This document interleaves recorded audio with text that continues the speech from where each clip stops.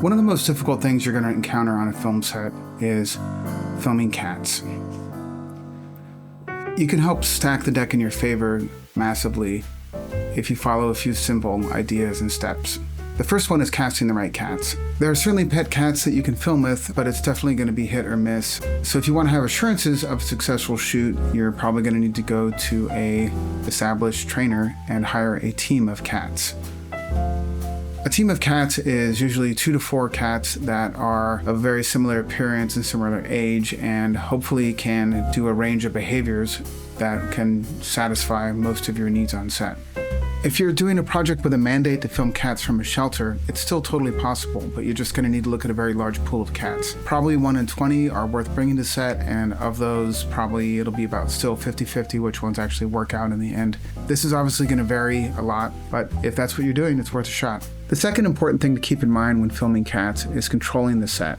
Hopefully you're filming inside. You want to get it as quiet as possible, eliminate all movement when the cat's out. Cats are very attuned to hearing the sounds that rodents make. That's their normal prey. And so little scritchy, scratchy things that sound just like a C-stand being moved over a little bit by your helpful grip can be very distracting to the cats, and will almost always take them out of the scene, and they'll just kind of stare at that and you'll lose the shot.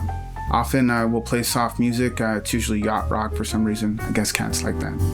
If you're able to bring the cat on set the day before during a pre-light, assuming it can be, again, managed well so that the cat has a good experience, that can be really useful. And so that when the cat arrives on set, they've already been to that place. They've already sort of had a chance to think about everything that was going on there. Usually you'll get a much better result.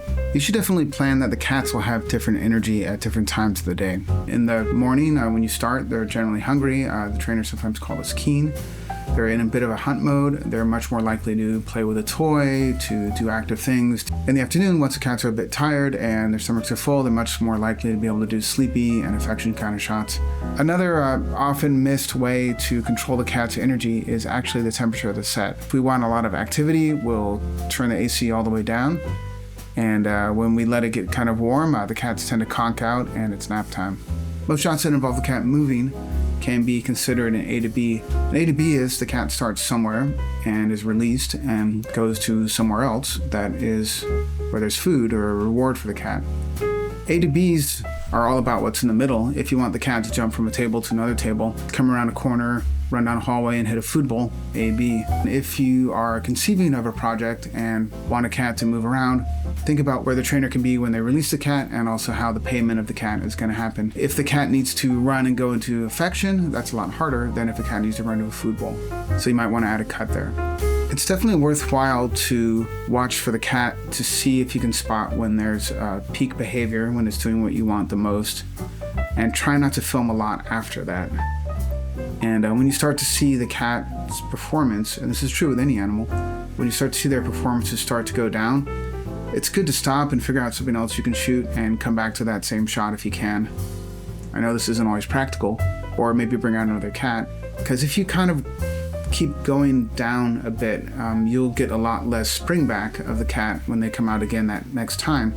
And you'll usually find out that you have a hero animal who's really good at doing one behavior and another one that's really good at doing another behavior. And you want to make sure you really have the peak behavior for the shots where you need it the most. Well, I hope this has been helpful. I promised everybody to keep this really short. I hope to follow up with a sequel. Thanks.